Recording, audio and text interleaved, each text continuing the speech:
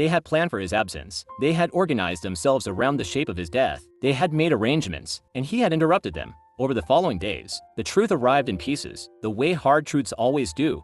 Not in one merciful blow, but in a slow, accumulating drip. The life insurance policy. Gerald had taken it out on Marcus 3 years ago when Marcus had first started working at the logistics company, a job that required long drives on dark roads. $250,000, with Gerald and Diane listed as primary beneficiaries. Gloria, the nurse, let it slip unintentionally. She'd overheard something in the hallway, and her eyes told Marcus the rest before her words could stop themselves. The apartment. Brianna had moved into Marcus's apartment for months after the accident. He had been paying rent on it himself, had savings set aside, a direct deposit that continued until his employer finally processed his medical leave. Brianna had accessed his accounts. His parents had authorized it, presented themselves as next of kin. The exposed brick apartment near the river, the one with the kitchen window, now had Brianna's name on the lease. She cried then, finally, genuinely, the way no one else in his family had. She cried for the apartment near the river, and the Sunday breakfast and the 3 years in the life that had organized itself around their shared future. She cried for him, and she cried for herself, and she cried for Devin, who had loved a woman still tangled in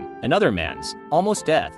Jade. He found out about Jade not from her, but from a comment on a mutual friend's social media page, a photo he wasn't supposed to see, shown to him by a former colleague who visited on the third day and didn't realize what he was handing Marcus like a grenade without a pin. Jade, laughing at a restaurant. Jade, with a man named Devin who had kind eyes in his arm around her shoulder, tagged 3 weeks ago, while Marcus was still breathing, still flickering, still alive in the technical and inconvenient sense. He said nothing about any of it. He lay in the hospital bed and he said nothing, and he watched.